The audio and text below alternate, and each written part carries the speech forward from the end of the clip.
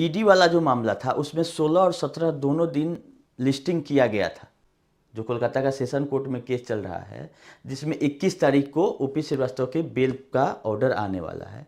उसमें 17 तारीख को जो है वो प्रोडक्शन का डेट था और रिपोर्ट सबमिशन 16 को ही हो गया था और 17 का जो डेट है उसमें सुनवाई हुई है और इसका 20 डेट फिर रखा गया है प्रोडक्शन के लिए। यानी 20 तारीख को प्रोडक्शन होगा और 21 तारीख को पहले से ही डिसाइड है, 3 जनवरी को जब सुनवाई हुआ था, कि ओपी श्रीवास्तव के बेल पे फैसला आएगा। ये रहा कोलकाता के कोर्ट का मैटर।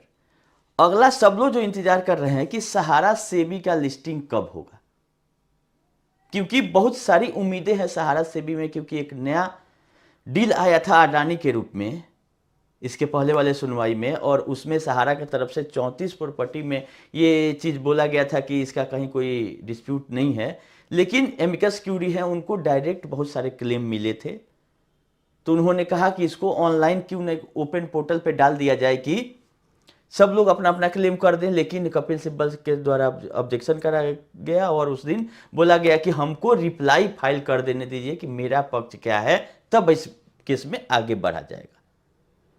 और सुनवाई के लिए बहुत ही अच्छी तरह से बेंच बना के सब कुछ कर दिया गया था, लेकिन मात्र 9 से 10 मिनट में मामला खत्म कर दिया गया। बोला गया कि 6 वीक के बाद आप लिस्ट कीजिए, जो ये सुप्रीम कोर्ट का ऑर्डर है, आप देखिएगा यही केस है जी। 17 नवंबर को सुनवाई हुआ था और बोला गया है कि 6 वीक के बाद इसको लिस्ट कीजिए, लेकिन 6 वीक क्या, लमसम 10 वीक बीत गया, लेकिन अभी तक कोई नामो निशान नहीं है। क्यों?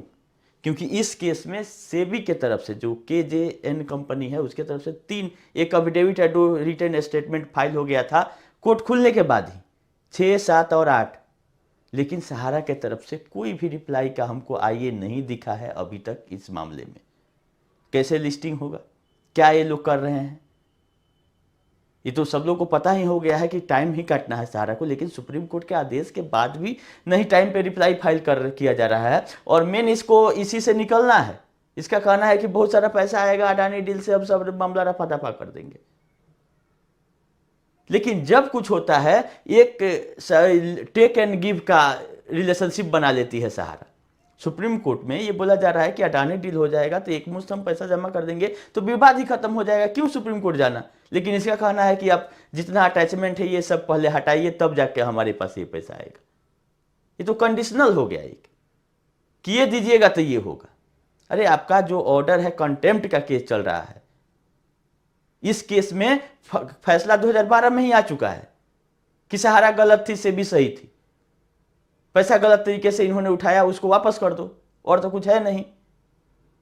यही तो बात था सहारा सेबी में कि अपने गलत तरीके से सेबी के परमिशन के बिना उठा लिया है, ऐसा करो, वापस कर दो। और तो कुछ सुप्रीम कोर्ट ने आदेश नहीं दिया था, लेकिन उसका कंप्लायंस नहीं हुआ, जिसके चलते अवमानना का केस ये सब चल रहा है। लोग बोल रहे हैं कि इतना दिन मामला नहीं है। 2012 में ही वो अपील जो था वो खारिज हो गया था इसका, और ऊपर से term and condition supreme court ने अपना अलग से लगा दिया कि इतना दिन में पैसा जमा करो आप। जीत से भी की हुई थी, तो लोगों को बहाना चाहिए कि कैसे हूं टाइम कट जाए। अब ईडी लगी हुई है, देखिए ईडी वाले मामले में बेल नहीं मिलता है, उसके आगे क्या होता है, क्योंकि ये ईडी के प्रोसीजर रोकने के लिए ही इलाहाबाद हाई कोर्ट का जो ऑर्डर था उसके अगेंस्ट में सुप्रीम कोर्ट में एक अपील दायर हो गया था 15 जनवरी को।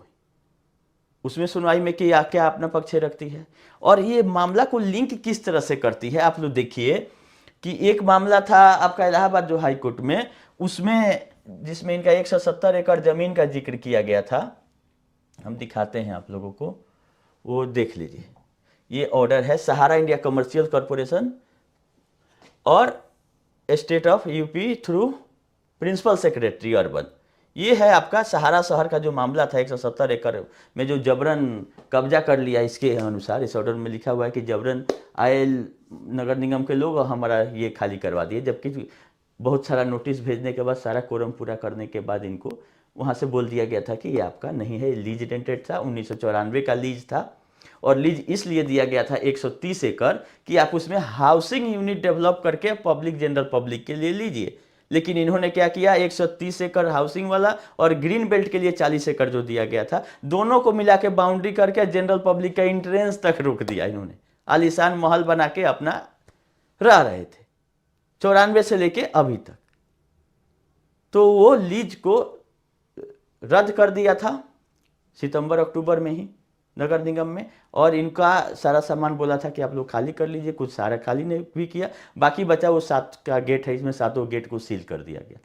इस केस में ये गए इलाहाबाद हाई कोर्ट, जैसे कि हमेशा जाते हैं, इलाहाबाद हाई कोर्ट में जाके ये बोल रहे हैं कि अभी हमारा ये भी प्रॉपर्टी हम उस डील में दिए हैं, जो 87-88 प्रॉपर्टी का जिक्र हो रहा है आईए में, उसमें ये भी प्रॉपर्टी। अब सोचिए कि लीज डेंट है और लीज का एग्रीमेंट रद्द हो गया है, वैसे प्रॉपर्टी को भी अडानी डील वाले में दे दिया गया है। तो हमको ये चीज़ उस पर आ रहा है कि बेचने वाला तो ठीक है, खरीदने वाला कितना शेर है, 1.25 शेर है, कि इस सब प्रॉपर्टी को खरीदने में भी टर्म शीट बना लिया है कि हम खरीद लेंगे, और इसके बदले में क्या देगा नहीं देगा, जो कि नगर निगम जिस पे कब्जा कर लिया उस लीज था, लीज एग्रीमेंट कैंसिल करके।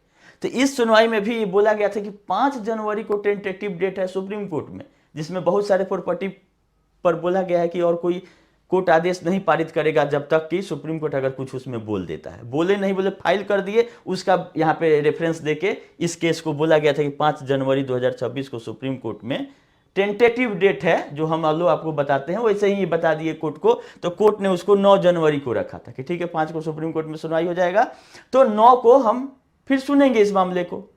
तो ना 5 को सुनवाई हुआ, ना 9 का होगा, उससे रिलेटेड लिंक करके शांत हो गया। खैर इसमें तो इसी का ही घाटा है, तो कब्जा हो गया हम नगर निगम का, ये लोगों को कान पकड़ के बाहर कर दिया है। ये बोल रहे हैं ऑर्डर में कि जबरदस्ती हम लोग को बाहर कराया गया। तो इसमें कल हियरिंग है, मतलब 19 तारीख को ये मामला लिस्ट हो चुका है इलाहाबाद हाई कोर्ट में। देखिए इसमें क्या होता है, फिर कोई नया डेट इसमें दिया जाता है क्या, कि सुप्रीम कोर्ट का टेंटेटिव डेट क्या है, या हमारे तरफ से कब तक प्रयास किया जा रहा है सुप्रीम कोर्ट में सुनवाई कराने का। क्योंकि जब तक सहारा का रिप्लाई सहारा से भी में नहीं फाइल होगा, सुनवाई नहीं होगा, क्योंकि उस रिप्लाई पे ही तो सुनवाई होना है। अभी तक रिप्लाई कहीं आईए के रूप में ऑनलाइन हमको नहीं मिला, हमने सर्च कर लिया, जैसे मिलेगा हम आप लोग को बता देंगे। ये रहा बात सहारा सेबी का। दूसरा, पोर्टल से रिलेटेड बहुत लोग बोल रहे हैं कि पोर्टल में सुधार जरूरी है। पोर्टल के लिए हम लोग कुछ प्रयास कर रहे हैं कि एप्लीकेशन ही लिखे, कुछ भी लिखे, जो कमियां हैं पोर्टल में उसको दूर किया जाए, कि पैसा वहां से मिले, ज़्यादा मिले, जो स्पीड कम है उस तेजी किया जाए, क्योंकि उसमें टेंटेटिव मार्च में चला गया है 10 मार्च को। बाकी जैसा अपडेट रहेगा हम दूसरे वीडियो में करेंगे, इस वीडियो में लंबा करने की जरूरत नहीं है। यही ईडी वाला और सहारा से भी, और कुछ लोग मीडिया वाले लोग मैसेज कर रहे हैं कि हम लोगों को नोटिस दे दिया गया था कि 3 महीना का आप कुछ पैसा लेके नौकरी छोड़ दीजिए। देखिए डूबता है कंपनी तो हर एक विंग धीरे धीरे डूबता है, कोई आगे डूबे पीछे डूबे, मेन मैनेजमेंट पे डिसीजन ये डिपेंड करता है कि वो कंपनी कितना दिन चलेगी। बाकी सब विंग तो इसका खत्म हो गया, मीडिया बचा हुआ है, तो बाई इज्जत तो वो हमको लगता है कि ये दे रही है कि इतना दिन का सैलरी लेके आप लोग चल जाइए, नहीं तो वो बहुत लोग 5-5 साल का सैलरी फंसा के बैठे हुए हैं। तो मेरे हिसाब से ये अच्छा ही एक तरीका है कि भाई पहले ही बता दो कि हम नहीं चलने वाले हैं, ये पैसा लेके आप लोग आगे बढ़िए, नहीं तो तनख्वाह फंसेगा। इसमें ज़्यादा कुछ हम लोगों को बोलने की ज़रूरत नहीं है, वो भी इतने जागरूक मीडिया के एम्प्लाई है तब जाके ये प्रोसेस हो रहा है। बाकी तो कितने एम्प्लाई आए गए, अब बाकी है कोई आता पता कोई जवाब नहीं देने वाला है। खैर अभी के लिए इतना ही, फिर कुछ नया अपडेट आएगा तो हम आप लोगों को बताएंगे। धन्यवाद।